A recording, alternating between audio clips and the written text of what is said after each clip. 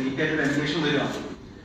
അപ്പോ അങ്ങനെ ചെയ്യേണ്ട ആവശ്യമില്ല. ചിലപ്പോൾ അവർക്ക് ചിലപ്പോൾ ഫേമസ് ആവാം, ഇതിനൊക്കെ വേണ്ടി ചെയ്യുന്നതായിരിക്കും. അപ്പൊ അത് വെറുതെ നിന്ന് കൊടുക്കേണ്ട കാര്യമില്ല.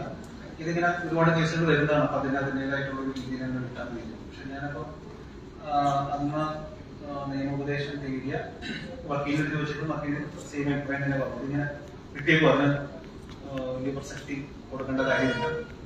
ഇങ്ങനെ ഫേസ്ബുക്കിലൊക്കെ എഴുതിയിരിക്കണമല്ലോ, എന്താണ് വാട്സപ്പിലൂടെ വൈറസ് സന്ദേശം അയച്ച് ഫോൺ ഹാക്ക് ചെയ്യുന്ന പരിപാടി എന്നൊക്കെ പറഞ്ഞു. അപ്പൊ അങ്ങനെ വായിച്ചു കഴിഞ്ഞാൽ ഇത് വളരെ റീസെർച്ച് സംസാരിക്കുന്ന ഒരു വ്യക്തിയാണല്ലോ, ഓപ്ഷനായിട്ട് പിന്നെ പോകേണ്ട കാര്യമില്ലല്ലോ എന്ന് തോന്നുന്നു.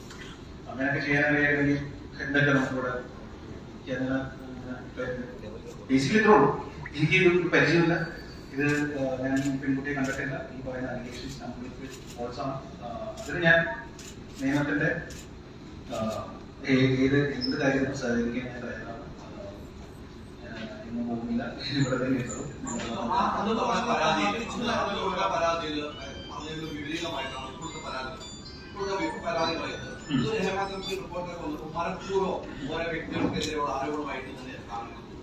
മനഃപൂർവ്വമായിട്ടുള്ളൊരു ആരോപണമാണ്. ഇത് ഒരാൾ ഇൻഡിപെൻഡന്റ് ആയിട്ട് എടുക്കുന്ന തീരുമാനമാണോ, ഇതിന് പിന്നെ ഇങ്ങനെ ഒരു ഗൂഢാലോചന ഉണ്ടോന്നുള്ള കാര്യം എനിക്കറിയില്ല.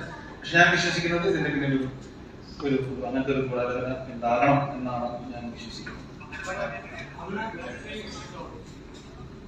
ആയിരിക്കണമെന്ന് എനിക്ക് തോന്നുന്നു.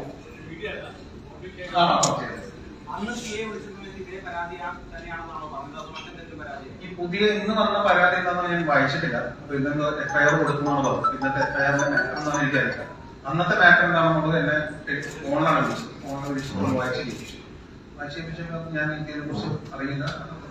നേരിട്ട് വരാമെന്ന് പറഞ്ഞപ്പോൾ അതിന്റെ ആവശ്യമില്ല.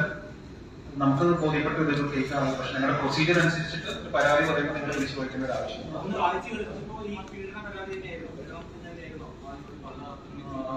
അങ്ങനെ എന്തൊക്കെയാണ് കറക്റ്റായിട്ട് ഞാൻ ഓർക്കുന്നില്ല. പക്ഷെ ഇതേ മൂഡിലുള്ള